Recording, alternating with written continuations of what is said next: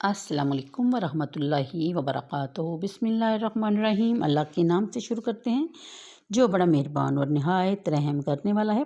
आज तारुफ है सूरा अल मुरसलात का और छोटी सूरत है। थोड़ा सा तारुफ है, तर्जमा और तफसील से पेश की गई हैं।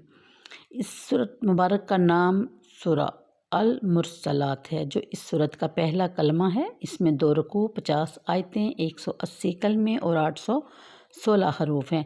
ज़माना नज़ूल उलमा का इस पर इत्फ़ाक़ है कि ये सूरत मक्का मुकर्रमा में नाज़िल हुई। मज़ामीन में अगर गौर करें तो मुतअद्दिद चीज़ों की कसम खाकर अरशाद फरमाया जा रहा है कि क़यामत ज़रूर बर्पा होगी।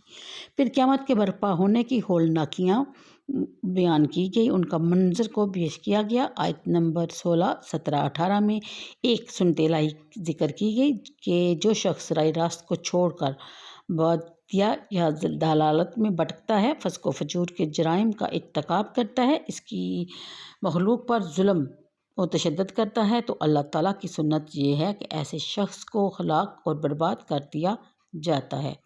इसके बाद इंसान की तख्लीक, फिर इसकी बका और नशोनुमा के लिए जिन असबाब व वसाइल की ज़रूरत है, इनका तज़किरा भी किया गया।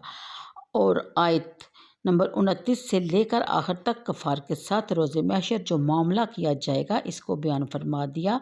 साथ ही आयत नंबर 41 तक 44 में मुत्तकीन पर जो अनायात और नवाज़शात की जाएंगी वो बता दी गई, ताकि लोग दोनों ग्रोहों में से जिस ग्रोह में शामिल होना चाहें सोच समझ कर शामिल हो जाएं। आयत नंबर 1 में बयान किया गया है कि इन हवाओं की कसम जो पे दर पे भेजी जाती हैं, फिर इनकी कसम जो तंदो तेज़ हैं, और इनकी किस्म जो बादलों को फैलाने वाली हैं, फिर इनकी जो बादलों को पारा पारा करने वाली हैं, फिर इनकी कसम जो दिलों में ज़िक्र का अलका करने वाली हैं, हुज्जत तमाम करने के लिए या डराने के लिए। बेशक जिस बात का तुमसे वादा किया गया है वह ज़रूर होकर रहेगी। बस इस वक्त जब सितारे बेनूर कर दिए जाएंगे, जब आसमान में शगाफ पड़ जाएंगे, जब पहाड़ खाक बनाकर उड़ा दिए जाएंगे, और जब रसूलों को वक्त मुकर्रर पर इकट्ठा किया जाएगा। तुम्हें इल्म है किस दिन के लिए ये मुलतवी किया गया है? फ़ैसले के दिन के लिए। ए मुखातिब, तुझे क्या इल्म कि फ़ैसले का दिन कैसा है? और तबाही होगी इस रोज़ जुटलाने वालों के लिए। क्या हमने हलाक नहीं कर दिया जो इनसे पहले थे? फिर हमने इनके पीछे पीछे भेज देंगे बाद में आने वालों को।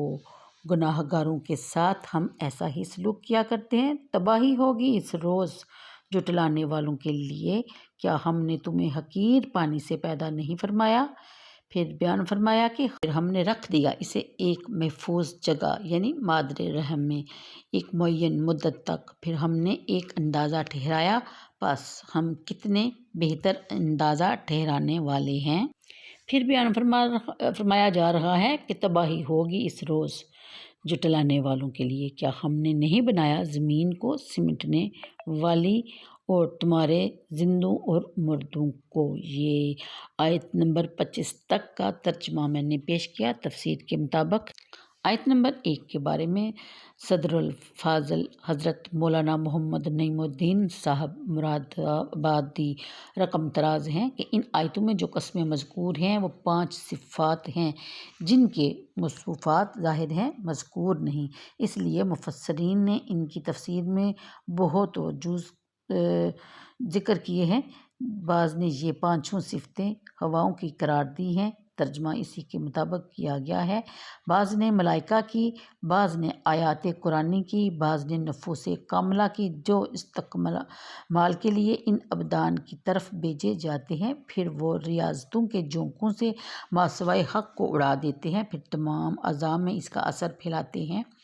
फिर हक़ बालज़्ज़त और बातिल फ़ी नफ्सा में फ़र्क करते हैं और ज़ात इलाही के सिवा हर शय को हल्क कर देते हैं। फिर ज़िक्र का अलका करते हैं। इस तरह के दिलों में और ज़ुबानों पर अल्लाह ताला ही का ज़िक्र होता है। और एक वजह ज़िक्र की है कि पहली 3 सिफ़तों से हवाएं मराद हैं, बाकी 2 से फरिश्ते। और इस तकदीर पर मैंने ये है कि कसम इन हवाओं को जो लगातार भेजी जाती हैं, फिर ज़ोर से झोंके देती हैं, इनसे मुराद अज़ाब की हवाएं हैं। اور ناشرات سے مراد وہ رحمت کی ہوائیں ہیں جو بادلوں کو اٹھاتی ہیں، اور اس کے بعد جو صفتیں مذکور ہیں وہ قول اخیر پر جماعت ملائکہ کی ہیں۔ ابن کثیر نے کہا کہ فارقاتی اور ملکیاتی سے جماعت ملائکہ مراد ہونے پر اجماع ہے۔ اگلی آیت، جب قیامت برپا ہوگی تو کائنات کا سارا نظام درہم برہم کر دیا جائے گا۔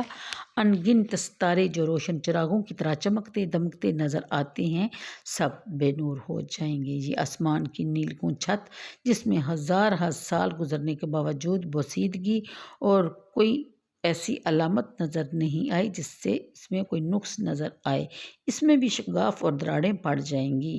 استغفر اللہ۔ یہ فلک بوس پہاڑ جن کے پتھر از حد سخت ہیں غبار بن کر یوں اڑ جائیں گے کہ ان کا نام و نشان بھی باقی نہیں رہے گا۔ مختلف اوقات میں اور مختلف امتوں کی طرف اللہ تعالیٰ کے بھیجے ہوئے رسول اپنی امتوں پر گواہی دینے کے لیے وقت مقررہ پر اکٹھے ہو جائیں گے۔ اگلی آیت میں بیان فرمایا گیا کہ اس ہوش ربا منظر کے ذکر سے مقصد ان لوگوں کو اس دن سے ڈرانا ہے جو خواب غفلت میں پڑے ہوئے اپنی زندگی کے قیمتی لمحوں کو برباد کر رہے ہیں۔ پھر بیان فرمایا گیا کہ یہ مذکورہ بالا واقعات کب روح پذیر ہوں گے، ان کے لیے کون سی تاریخ اور کون سا دن مقرر کیا گیا۔ بتا دیا کہ ان کے لیے یوم الفصل کی تاریخ مقرر ہے۔ اے سننے والے، تم یوم الفصل کی حقیقت کو کیوں کر سمجھ سکتے ہو؟ یہ وہ دن ہوگا جب تمام مقدمات، تمام تنازعات اور سارے اختلافات کا فیصلہ کر دیا جائے گا۔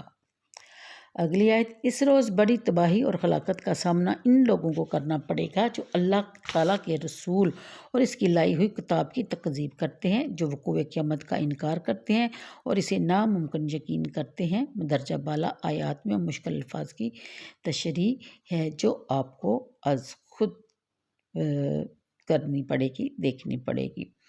پھر بیان فرمایا گیا کہ اہل مکہ جو بڑی شدت سے وقوع قیامت کا انکار کیا کرتے تھے، انہیں بتایا جا رہا ہے کہ اگر وہ اپنے سے پہلے گزری ہوئی قوموں کے انجام پر غور کریں اور اس کی وجہ تلاش کریں تو انہیں قیامت پر ایمان لانے میں کوئی دقت پیش نہ آئے گی۔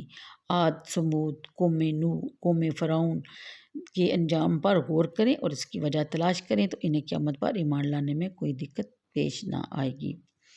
عاد، سمود اور یعنی کہ یہ ساری قومیں جو ہیں جسمانی قوت و زور میں کسی سے کم نہ تھی، دولت ثروت کے بھی ان کے پاس انبار لگے ہوئے تھے، ان کے پاس لشکر جرار تھے، ان کے سپاہی تجربہ کار اور جنگجو تھے، ان کے پاس ماہرین حرب جرنیلوں کی بھی کوئی کمی نہ تھی، اپنے زمانے کے معیار کے مطابق وہ علوم و فنون میں بھی کسی قوم سے پیچھے نہ تھے، ان کی کاروباری مہارت بھی لاجواب تھی۔ اگر ان چیزوں کو پیش نظر رکھا جائے تو ان قوموں کی مدت دراز تک عزت و اقبال میں زندگی بسر کرنی چاہیے تھی، ان کی اقتدار کا نکارہ دیر تک بجتا رہا، لیکن اے اہل مکہ تم یہ جانتے ہو کہ انہیں آنن فانن تباہ کر دیا گیا۔ اس کی وجہ اس کے بغیر اور کیا ہو سکتی ہے کہ ان کے اعمال بڑے قبیح، ان کی حرکتیں بڑی ذلیل اور ان کے اخلاق بہت بگڑ چکے تھے۔ جھوٹ، بدعہدی، کم تولنا، کم ناپنا، کمزور لوگوں پر ظلم و تشدد ان کا وتیرہ بن چکا تھا۔ وہ عیش و عشرت میں بڑی دریا دلی سے اپنی دولت کو لوٹاتے اور معصوم عصمتوں کو بڑی بے دردی سے لوٹنے لگے۔ گمراہی میں، برائی میں بغیر کسی جھجک کے ان کے یوں مگن ہونے کا سبب یہی تھا کہ انہیں اپنے محاسبہ کا کوئی اندیشہ نہ تھا۔ اگر انہیں یہ خیال ہوتا کہ ایک روز انہیں ضرور اپنے رب کے روبرو پیش ہو کر حساب دینا ہے تو وہ یوں فسق و فجور میں غرق نہ ہو جاتے۔ روز حساب سے بے فکر ہو کر فسق و فجور کی دلدل میں دنستے چلے گے، یہاں تک کہ ان کی بدعمالیوں کی طبی نتائج اس دنیا میں ہی ظاہر ہوگی اور انہیں تباہ برباد کر دیا گیا۔ اے اہل مکہ، اگر تم بھی اس قسم کی ہولناک انجام سے دوچار ہونا چاہتے ہو تو بے شک اس روش کو مت چھوڑو۔ اگر تم اپنے آپ کو تباہ برباد نہیں کرنا چاہتے تو روز قیامت پر ایمان لاؤ، صرف محاسبہ کے ڈر سے ہی تمہارے بگڑے ہوئے دماغ درست ہو سکتے ہیں۔